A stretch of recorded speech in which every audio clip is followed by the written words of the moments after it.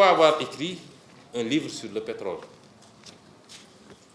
D'emblée, d'aucuns penseront que ma formation doit être très éloignée de la matière des hydrocarbures.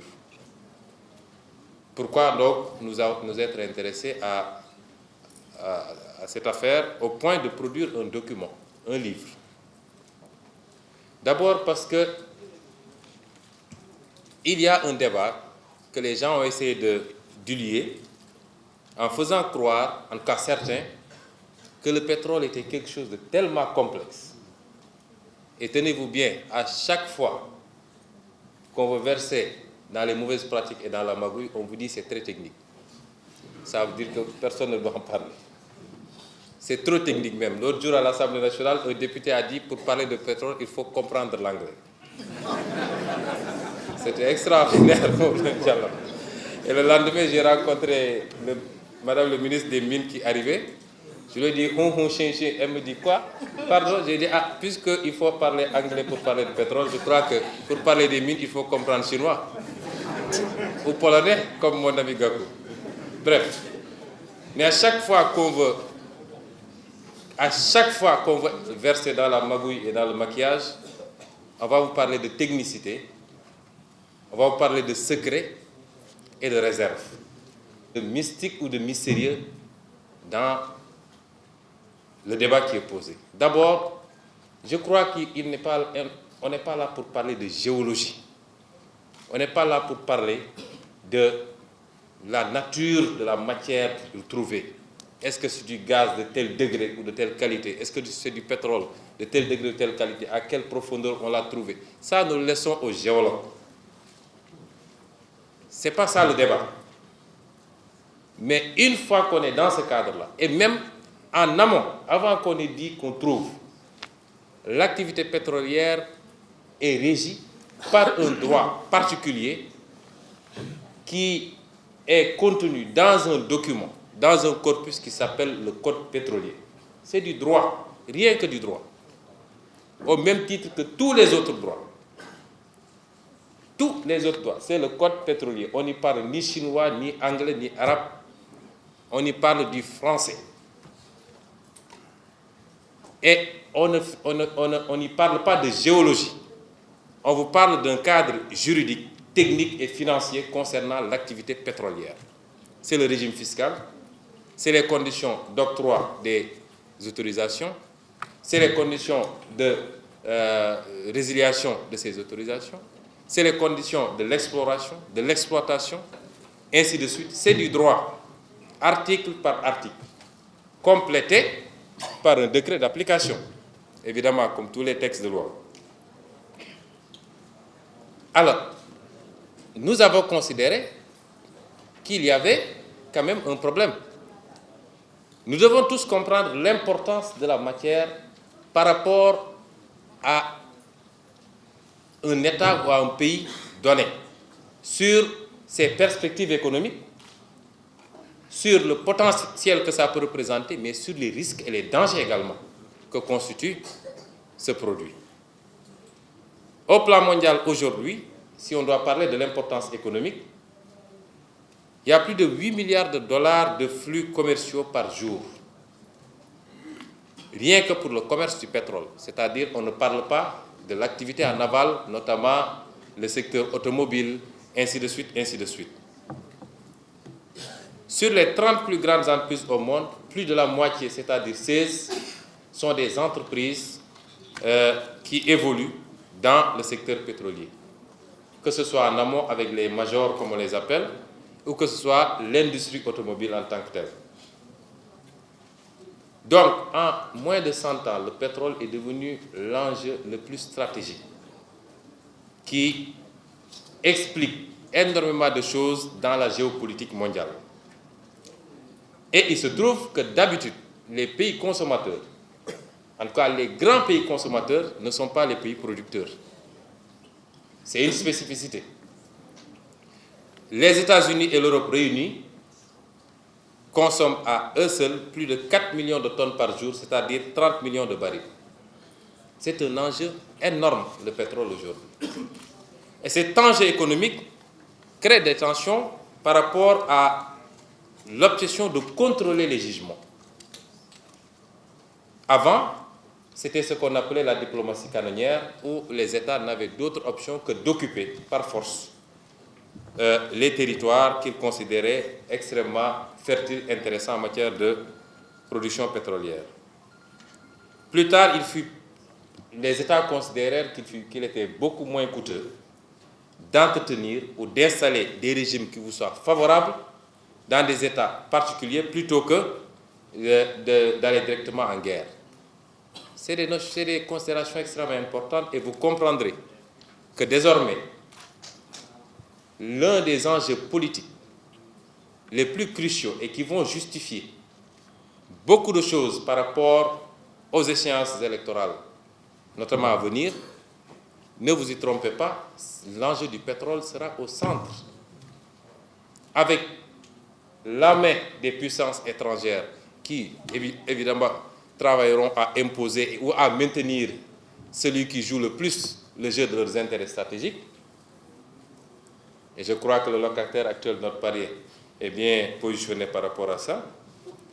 Mais avec également un instinct de survie. Parce que quand on aura suffisamment posé d'actes, j'allais dire délictuels dans la gestion de ces ressources, on a encore un peu plus peur ou beaucoup plus peur de perdre le pouvoir par rapport aux conséquences qui vont en découler. Pour vous, pour vos proches, votre famille, tout le clan. Et ce qui fait que les élections où les enjeux de pouvoir ont été toujours extrêmement compliqués au Sénégal comme partout ailleurs au monde, mais nous devons tous comprendre qu'ils vont être encore plus compliqués aujourd'hui avec la donne pétrole et avec ce qui s'est passé ces 6 dernières années, particulièrement.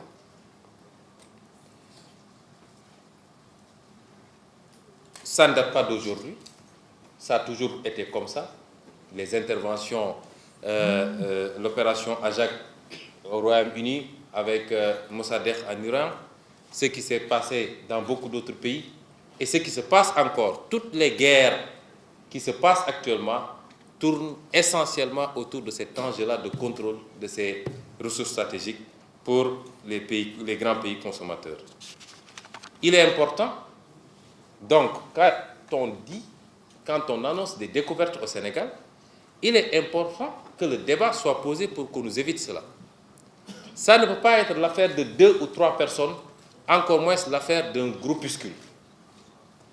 C'est un enjeu national qui concerne 14 millions de Sénégalais, qui peut constituer une formidable opportunité de mettre ce pays définitivement sur les rails, mais qui peut, dans la même veine, en tout cas, si on y prend garde, être une malédiction, comme on a l'habitude de l'appeler, la malédiction des ressources naturelles et particulièrement du pétrole.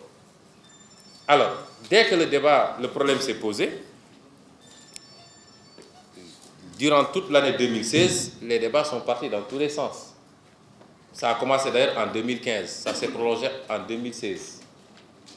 Mais nous étions rendus compte que ça semblait aller vers une cacophonie générale. Et l'une des parties jouait à complètement noyauter le débat, notamment le gouvernement. D'abord, ça a commencé par dire que tous ceux qui parlent du pétrole n'en connaissent absolument rien. Qu'ils n'ont absolument vu aucun document, que c'est très technique, que le président étant un géologue, il connaît très bien ce qu'il fait. Ainsi de suite, ainsi de suite. Et quand les gens ont commencé à sortir avec des éléments de preuve, le débat a changé de sens et s'est allé jusqu'à l'expression de menaces contre les gens qui parlent de pétrole. Je me rappelle d'ailleurs de la fameuse sortie du... Ne plus laisser prospérer les propos diffamatoires, les allégations sans fondement et les attaques malveillantes, sans aucune preuve, avec nul autre dessein que de jeter le discrédit sur l'État, ses institutions et les citoyens, comme je le rappelais tout à l'heure. Le gouvernement prendra toutes ses responsabilités pour défendre l'intérêt national. Désormais, quiconque diffusera de fausses nouvelles s'exposera à la rigueur de la loi pénale.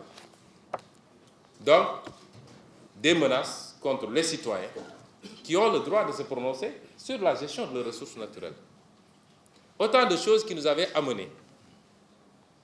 Ça en est suivi d'ailleurs, puisque le gouvernement s'est rendu compte que ces menaces ne prospéraient pas et que les gens, tous les gens ici présents, continuaient à parler tous les jours des forfaitures qui ont été faites sur la gestion du pétrole. On est allé amener ce Mercedes de Franck Timis qui a débarqué pour, soi-disant, déposer une plainte contre 11 ou 12 Sénégalais, parmi lesquels d'ailleurs il y avait des députés dont le mandat était en cours. Tout ceci nous a amené à dire quand même qu'on ne sait plus dans quel pays on est. Qu'un groupe, et prenez bien, observez bien ce qui se passe, la gestion du pétrole, vous allez avoir le grand frère qui a le pouvoir de signature des décrets, le frère qui était mandataire et gérant de Petrotim, le beau-père qui est PCA de, comment ça s'appelle encore, de Petrosen, l'autre qui est PCA, le membre du parti qui est PCA de la SAR, celui qui l'a recruté à Petrosen, qu'on bombarde à Petrogaz quand il y a eu la panique généralisée, mais une gestion extraordinairement articulée et quadrillée par un groupe, un clan qui est ensemble depuis plus de 20 ans, 25 ans, 30 ans. Et l'histoire a commencé à Petrosen et se poursuit jusqu'à Houston. Ceux qui savent bien de quoi je parle pourront suivre mon regard. Alors, nous avons considéré que c'était quand même extraordinaire que dans ce pays, un petit groupe de personnes, quel que soit le pouvoir dont ils sont investis, puissent penser qu'ils peuvent faire tout ce qu'ils veulent sur nos ressources naturelles et intimider les citoyens en disant que personne ne parlera du pétrole, si ce n'est de dire que le président Macky Sall est le plus beau, le plus grand gérant, le plus grand gestionnaire, etc. J'ai dit, quand même, il nous faut apprendre à aller au-delà de ça, et pour ça, à mon humble avis, il fallait écrire, parce que habituellement, on reproche d'ailleurs aux intellectuels et aux hommes politiques de ne pas beaucoup produire. Alors nous nous sommes enfermés pendant quelques jours pour essayer d'écrire. Ce qu'il y a dans le livre, comme l'a dit Maître tout à l'heure, nous avons essayé de donner à ce livre-là un contenu scientifique. C'est vrai, il y a quelques aspects du livre où j'ai laissé libre cours à mon appréciation. Mais l'essentiel du livre, la méthode qui a été utilisée, c'est de documenter le livre à travers des références que tout le monde peut avoir et confronter par rapport à ce qu'on a écrit dans le livre. Parce que le régime pétrolier, quand même, c'est des textes. Ça commence par la Constitution elle-même, j'y reviendrai. Ensuite, c'est un texte de loi, j'ai parlé tout à l'heure du Code. C'est un ensemble d'actes de documents réglementaires, notamment les décrets d'application. Ensuite, des documents conventionnels ou contractuels, les fameux contrats de recherche et de partage de production, mais également tous les arrêtés que le ministre des Mines peut prendre pour la prorogation, la résiliation, la reconduction. C'est un ensemble d'éléments. Bien que l'État du Sénégal, jusqu'à présent, le gouvernement résigne à publier l'intégralité des documents. Nous avons pu nous en procurer certains, beaucoup en tout cas, mais il y en a beaucoup qui ne sont pas encore produits. L'autre jour à l'Assemblée nationale, j'ai interpellé le ministre du Pétrole sur le fameux contrat Total, qui n'est jusqu'à présent pas publié. Au nom de quoi? Je l'ai interpellé.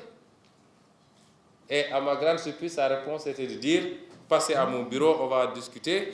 Bon, j'ai dit, après l'invitation de prendre un café du Premier ministre, maintenant, nous n'avons pas, c'est pas nécessaire de passer à son bureau parce que les articles 17 et 34 du Code pétrolier font obligation au gouvernement de publier au journal officiel systématiquement ces documents-là.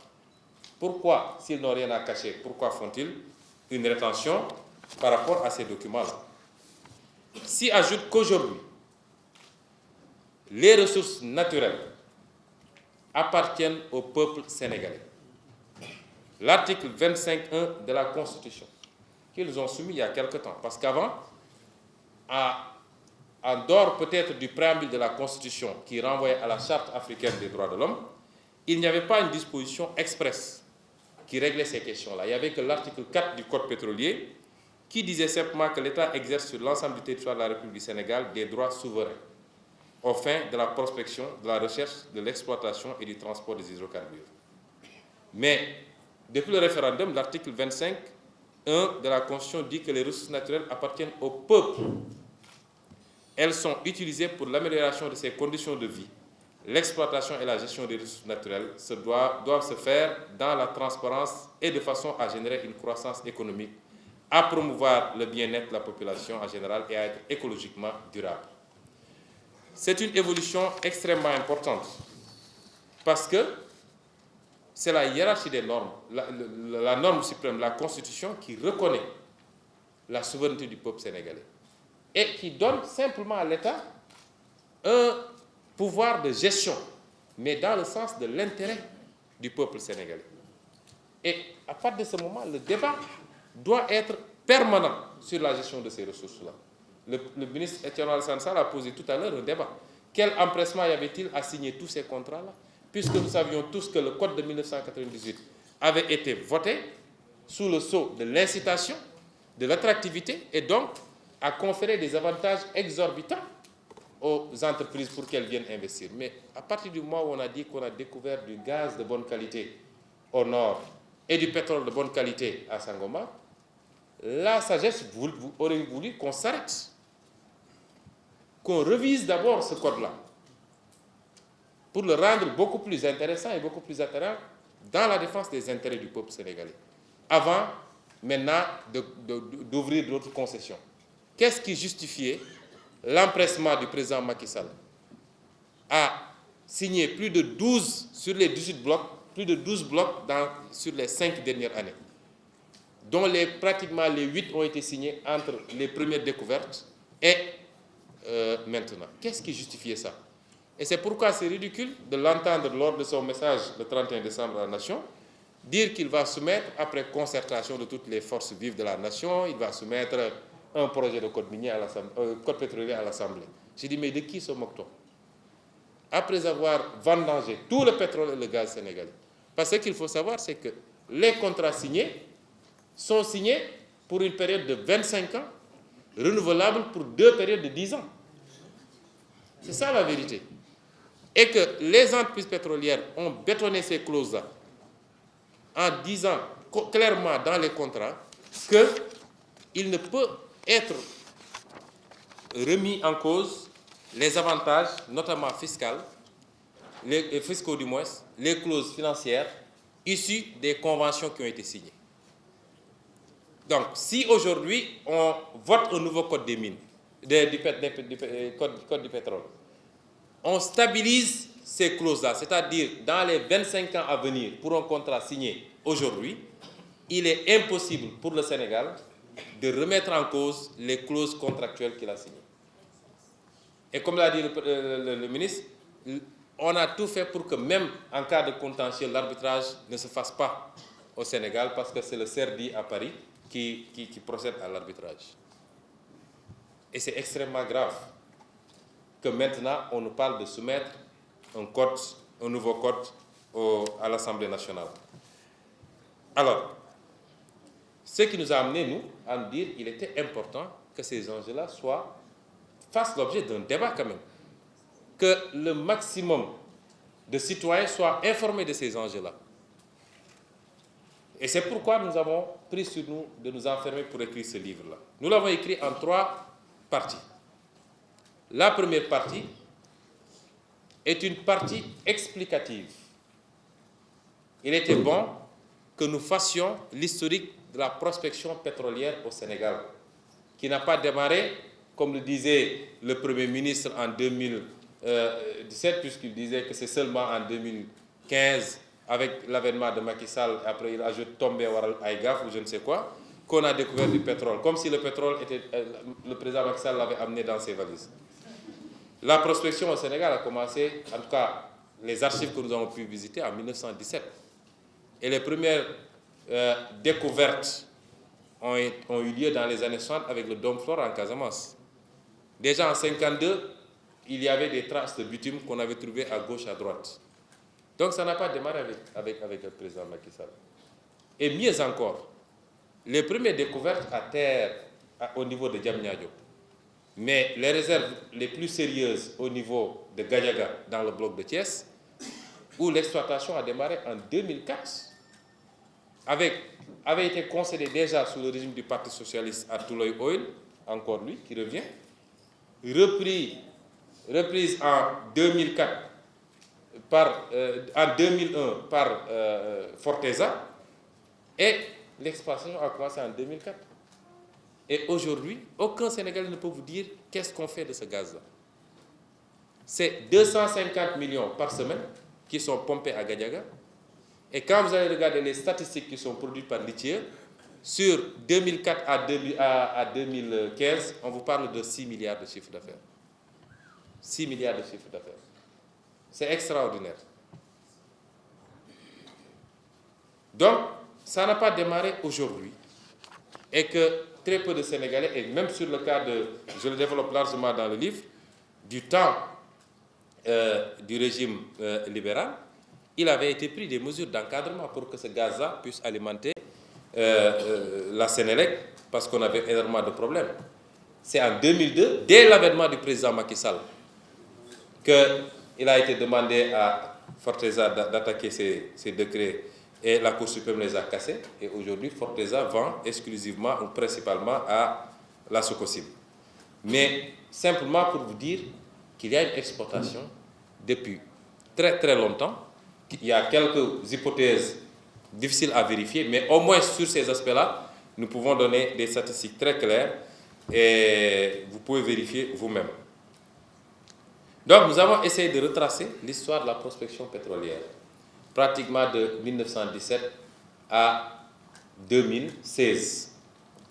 Ensuite, nous avons essayé de retracer le cadre juridique de l'activité pétrolière, qui part du régime, des différentes bases légales ou références légales, jusqu'aux conditions maintenant d'attribution des permis de recherche ou des autorisations, les conditions d'exploitation, les conditions de partage des revenus, et c'est extrêmement important, la notion de part équitable, les conditions de partage des revenus, le gain que l'État peut avoir dans l'exploitation pétrolière de manière générale, en termes de recettes fiscales, de fixation de redevances, de bonus, mais également de parts de production, l'activité de contrôle de l'exploitation, ainsi de suite jusqu'à la fin. Et c'était important de préciser parce que dans la dernière partie où nous formulons des propositions concrètes, nous avons démontré quand même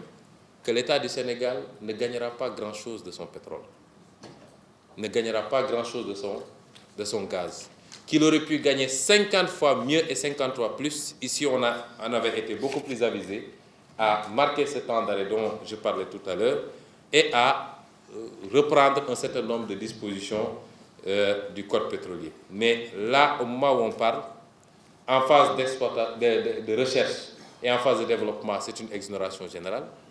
En phase d'exploitation, la manière dont sont définies les parts des uns et des autres, notamment de l'État et du contractant, les barèmes qui sont fixés et la large liberté qui est laissée au ministre. Vous savez, c'est le ministre qui négocie les tranches de 0 baril à 30 000 barils. L'État à 20%, le contractant à 80%, de 30 000 barils à temps, etc. Ça, c'est laissé à la latitude du ministre. Et j'ai toujours dit sur quelle base, parce que quand vous examinez les différents contrats, d'un contractant à un autre, les fourchettes peuvent être totalement différentes et éloignées. Sur quelle base? Est-ce que c'est selon le poids de la valise que le contractant aura amené en venant? Ou bien, bon, M. Tcherral Sansal qui a dû gérer ce genre de dossier-là pourrait nous édifier. Mais nous avons essayé de démontrer que...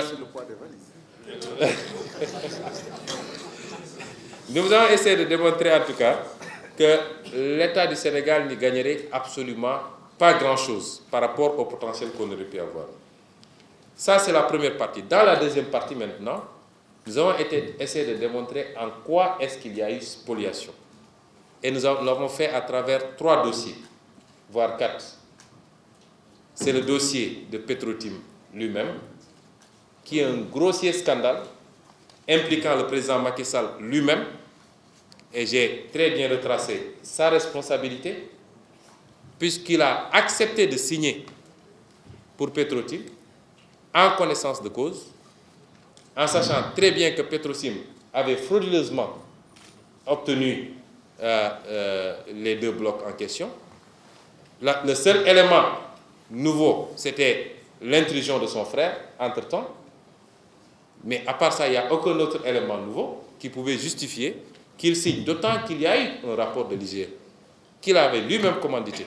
Le rapport, il existe bien, il est réel, moi j'ai le rapport. Il y a eu un rapport de l'IGE qui est un rapport à charge contre les conditions dans lesquelles les 2 blocs avaient été octroyés à Petro-Tim. Donc le président Macky Sall a signé sciemment, parce que simplement, il y avait son frère et peut-être d'autres choses. Ça, je le développe largement à l'intérieur parce que vous savez, dans ce genre de dossier-là, on soupçonne toujours la corruption. Moi, j'utilise le mot. On soupçonne toujours qu'il y ait corruption. Mais la corruption étant très difficile à prouver, j'ai préféré beaucoup développer sur les délits voisins. La concussion, le trafic d'influence, le conflit d'intérêts. J'ai beaucoup développé sur ces aspects qui ne sont pas assujettis aux mêmes conditions, aux mêmes rigueurs de preuve, mais qui ont la même gravité que la corruption en soi. D'ailleurs, c'est pourquoi on les appelle des délits voisins. Et nous avons considéré que le président Macky Sall, quand même, avait violé son serment dans ce dossier Petro-Tim. Parce qu'il est président de la République et il avait prêté serment en vertu de l'article 37. Il a dit, devant la nation, devant Dieu. D'ailleurs, quand j'ai lu cet article-là, sama sëriñ xam nga laïcité bi ñuy wax rek devant Dieu la ñu commencé su dee jullit moom devant Dieu mooy billaay wallaay dafa taxaw ne billaay wallaay moom Macky Sall devant Dieu et devant la nation sénégalaise je jure donc il a juré quoi d'appliquer, de faire appliquer les lois, et dans ce dossier il a allègrement violé la loi au bénéfice de son frère. Nous avons établi les responsabilités de Aly Ngouille Ndiaye. À lui, c'est le sommet. Et c'est lui qui va organiser les élections d'ailleurs. Ali, c'est le sommet. Franchement, il y a des choses particulièrement graves. Et nous l'assumons. Moi, ce que j'ai écrit ici, je l'assume et je dis, le Premier ministre n'a qu'à mettre en menace, en application ces menaces. Et je n'ai fait que relater des faits. Parce que lorsqu'un ministre de la République inscrit des informations délibérément fausses dans un rapport de présentation d'un décret, mais il n'y a pas acte plus grave. Et c'est ce qu'il a fait. Et il a récidivé encore avec beaucoup d'autres dossiers que nous avons, dont certains nous avons, parce qu'il a récidivé, même en étant ministre des Mines, il a continué à récidiver. Lui, c'est un coutumier des faits. Nous avons établi sa responsabilité. Je n'ai pas donné des détails parce que finalement les gens ne vont plus lire le livre. Nous avons établi la responsabilité du Premier ministre. Vous savez que ça a été un débat. Ça a été un débat. Le pouvoir, lorsqu'il a compris qu'il était acculé et dos au mur, parce que j'ai eu le dire, ce dossier-là, mais c'est une épine entre les doigts de Macky Sall. Et il le sait. Ils ont très mal sur ce dossier, parce qu'ils savent très bien que tout ce qu'on leur a reproché dans ce dossier est vrai. Quand ils ont été acculés, leur ligne de défense, c'était 2 à 3 choses. Je l'ai dit tantôt, oui, le pétrole, c'est technique, etc. Deuxièmement, voilà, nous ne pouvons pas ne pas signer parce que c'est la continuité de l'État. La continuité de l'État. Ça ne les a pas empêchés, et je le rappelle ici, de résilier des contrats pétroliers même, qu'ils ont considérés non fondés parce qu'il a été signé à la hâte entre les 2 tours. C'est le cas de Diourbel d'ailleurs, et de l'autre bloc qu'on avait donné à Franck Timis qu'ils ont récupéré dans le cadre d'African Petroleum. Et le troisième élément, c'était de dire, lorsque notamment le Premier ministre Abdoul Mbaye s'est prononcé, que ah oui, mais lui, de toute façon, il a contresigné. C'est grave parce que même si le contre-saint a emporté une responsabilité, ça voudrait dire qu'il cherche simplement un complice, mais ça ne les lave pas. C'est un aveu. Encore que les développements juridiques que tous les juristes ont dit, Maître Boukounta, vous-même, beaucoup d'autres, c'est que le contre-saint ne crée pas une posture de co-auteur d'un acte, en réalité.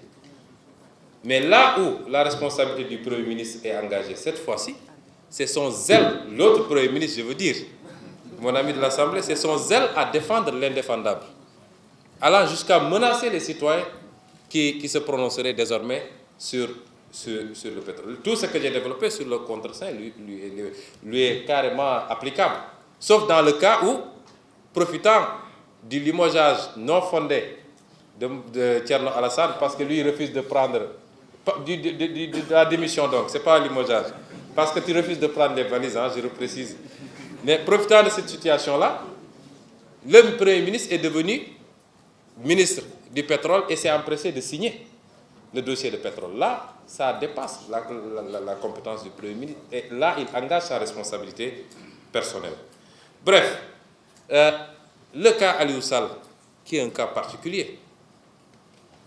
Ah, voilà un homme qui a servi de cheval de Troie à Franck Timis. La même méthode qu'il a appliquée un peu partout. Là-bas, c'est un fils de président ou de présidente qu'il va prendre. Là-bas, c'est le frère du président Compaoré, etc. Partout où il passe, parce que c'est un trafiquant d'influence. Franck Timis n'avait aucune aptitude. Il ne remplissait pas les critères financiers, ni les critères techniques. Et partout où il passe, il a fait ça. J'ai fait de longs développements en faisant des recherches sur l'homme pour vous dire que c'est des aventuriers et des bandits financiers que le président Macky Sall a introduit dans notre pétrole. Et c'est là où se trouve le danger d'ailleurs. Le mal, il est là. Et donc, après le départ du régime libéral, parce que rappelons qu'effectivement, le contrat a été signé sous le régime libéral. Ça, c'est la vérité pour l'affaire Petro-Tim particulièrement. Mais en la matière, seul le décret d'approbation confère droit définitif. Et ça, le décret d'approbation n'était pas intervenu sous ce régime-là. C'est sous le régime du président Macky Sall que le décret est intervenu. Et Franck Timis ayant entamé une opération, n'ayant pas pu terminer, c'est-à-dire avec son écran qui était Eddie Wong, qui n'était qu'un écran, le régime change, les responsables changent, il lui fallait une clé pour ouvrir, et cette clé, c'était tout trouvé, c'était Aliou Sall, qui est notre GR national. Ça, personne ne peut nous empêcher de le dire, parce que c'est comme ça qu'il est entré dans le dossier, et dès qu'il est entré dans le dossier, il est allé voir son frère le président pour lui demander de signer l'accord. Et le président Macky Sall, qui au début a dit qu'il n'était pas informé, s'est trahi lui-même, parce que rappelez-vous quand il faisait sa déclaration à Paris, il disait que voilà, les gens parlent beaucoup, mais moi, lorsque Aliou Sall est venu me voir, je lui ai dit, je ne te nommerai jamais, je ne prendrai jamais un décret pour te nommer à une fonction publique, mais il faut aller voir dans le privé. Et plus tard, quand il est venu me dire qu'il a trouvé quelque chose avec une société pétrolière, j'ai dit, voilà, c'est bon. Et maintenant, il a oublié d'ailleurs son sermon parce qu'il a pris un décret pour le nommer. Mais c'est ça qui s'est passé en réalité. Et c'est retracé exactement dans le rapport de l'IGE, qu'ils ne veulent pas déclassifier ou publier. Enfin, la responsabilité de ceux qui sont venus après, notamment le ministre des Finances, Amadou Ba, qui est allé à l'Assemblée nationale, pour défendre mordicus l'exonération et la non-imposabilité des opérations.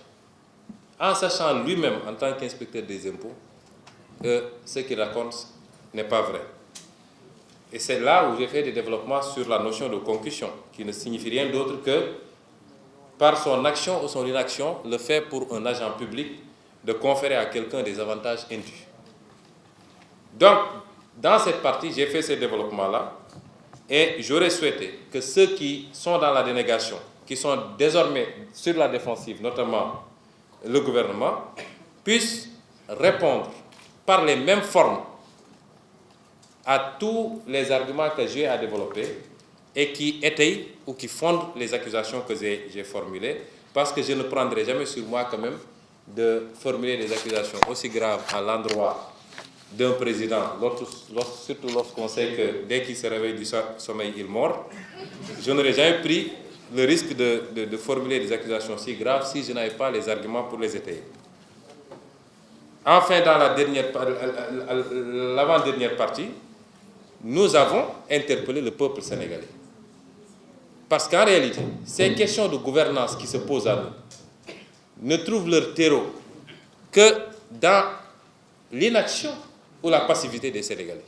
C'est ça la vérité. On peut révéler un scandale aussi gros que l'Himalaya, les Sénégalais vont en parler pendant 2 jours dans les salons et puis ça passe. On n'y arrivera jamais comme ça. Il faut que les Sénégalais assument et comprennent que personne ne fera ce pays à notre place. Vous ne pouvez pas avoir un pays, avoir l'opportunité d'avoir des ressources et qu'un groupuscule, quelles que soient les fonctions dont ils sont investis, puisse faire n'importe quoi et aucun Sénégalais ne bouge même pas le petit doigt. Il faut, excusez-moi du terme, moins d'hypocrisie. Parce qu'on veut tous le bien, mais on n'est pas prêt à faire les sacrifices pour aller vers ce bien. C'est ça le problème. Quand ces problèmes se posent, j'ai interpellé tous les segments de la société. Et ça a été interpellé d'une certaine manière, interprété du moins, ou alors certains ont voulu noyer le fond du livre dans un débat inutile en disant qu'il a dit ceci par rapport à la presse. Oui, j'ai interpellé la presse, entre autres acteurs. J'ai interpellé la classe religieuse. J'ai interpellé les hauts fonctionnaires. J'ai été plus dur avec mon ancienne administration, notamment les impôts et domaines, qu'avec la presse. J'ai interpellé les Sénégalais dans toutes leurs composantes. J'ai vu ici des imams monter dans leur khutba pour s'attaquer à des fonctionnaires yu amul bàmmeelu biir qui trahissent les secrets etc. Mais c'est extraordinaire. Mais la religion nee nañu foo gisee luy yàq dindi ko sa loxo wala sa lam wala leneen un imam mën a taxaw dans un sermon de Tabaski pour s'attaquer à des gens parce qu'ils ont dit que ça c'est pas bon ou ça compromet les intérêts du Sénégal.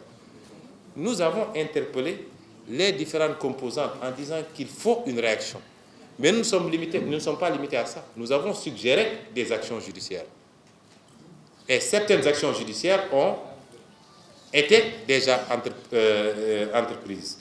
C'est le lieu d'ailleurs de féliciter le comité sénégalais pour le recouvrement des avoirs pétroliers. Parce que les Sénégalais doivent savoir que nous avons lancé cette initiative-là et que nous avons déposé dans le cadre du FCPA aux États-Unis, dans le cadre du Bribery Act en Grande-Bretagne, nous avons déposé des recours auprès du département de la justice américaine, auprès de l'organe correspondant au niveau de la Grande-Bretagne. Et hier, pas plus tard qu'hier, je voyais dans le WhatsApp groupe le coordonnateur, notamment Alioune Gueye, qui envoyait la réponse de BP par rapport à l'interpellation qui lui avait été formulée. Il y a quelques jours, c'était la réponse de Total. Nous avons déposé pour dire, vous avez tantôt parlé de l'affaire Gadio, nous ne désespérons pas qu'un jour, un de ces bandits en col blanc là se rende aux États-Unis et que n'en reviennent pas. Nous avons déposé, ces dossiers ont été reçus par qui de droit, ils ont accusé réception et ils nous ont demandé des compléments de dossiers que nous avons fournis. Je disais l'autre fois dans une émission que moi-même j'ai été reçu à 2 reprises ici à l'ambassade des États-Unis et j'ai été largement entendu par le procureur qui était là-bas, par le représentant du FBI sur la question. Parce que dans tous ces États, il y a ce qu'on appelle une législation contre la corruption transfrontalière et elle est extrêmement sévère. Et dans ce dossier, comme je le dis, beaucoup de types d'infractions sont réunis. Il y a eu fraude fiscale, il y a eu blanchiment de fraude fiscale, il y a eu trafic d'influence, il y a eu concussion, il y a eu, j'aurais même pu dire qu'il y a eu délit d'initié. Délit d'initié. Parce que c'est le débat que vous posiez tantôt quand vous disiez est-ce qu'il n'avait pas l'information au moment où il venait. Beaucoup de types d'infractions qui tournent autour des délits voisins à la corruption sont réunis dans ce dossier-là. Et je terminerai par lancer un appel quand même à tous ceux qui sont là, mais à tout le peuple sénégalais. Ça va être extrêmement difficile. Vous savez, quand les gens disent pétrole génnagul sax ñu ngi rey wax, j'ai mal quelque part. Parce que li nit ñi xamul mooy décret yi Macky Sall signé tey su doon dans 20 ans le pétrole di génn décret yooyu ñooy wax naka la ñuy séddalee pétrole bi diggante tubaab yi ak ñun. Décret yi mu signé tey c'est ça qui régira, quel que soit le nombre d'années qui passeront. En 2022, on dit qu'il y aura les premières barils. C'est les décrets que le président Macky Sall avait signés en 2012, renouvelés en 2016, qui vont définir les conditions de partage de ces produits-là. Et pour remettre en cause ces décrets-là, il va falloir, en tout cas moi je le dis, et je l'ai dit dans l'ouvrage, personnellement, si j'étais président de la République, ou si j'étais dans l'équipe qui gouvernera le Sénégal, qui devra gouverner le Sénégal, tous ces contrats devront faire l'objet de renégociation. Ou à défaut, on nationalisera. Parce que le peuple sénégalais a plus besoin de ces ressources-là que les multinationales et les pays étrangers auxquels le président Macky Sall a voulu les livrer. J'en aurais terminé, parce que j'ai été long, et je me perds dans mes documents, quand j'aurais dit simplement que j'invite les Sénégalais à lire et à comprendre cet ouvrage. Sans passion, j'ai tout fait pour que l'ouvrage soit un ouvrage scientifique. J'invite également le gouvernement à sortir des polémiques politiciennes et stériles qui n'ont d'objectif que de brouiller l'opinion et de me répondre dans les mêmes formes ou d'accepter qu'un débat public se tienne sur la gestion de ces dossiers-là. Ce n'est pas seulement le dossier de Petro-Tim, c'est le dossier de Petro-Tim, c'est le dossier de Forteza, c'est le dossier de Ovidiu Tender, énormément de dossiers qui ont été gérés de manière scandaleuse par le régime du président Macky Sall.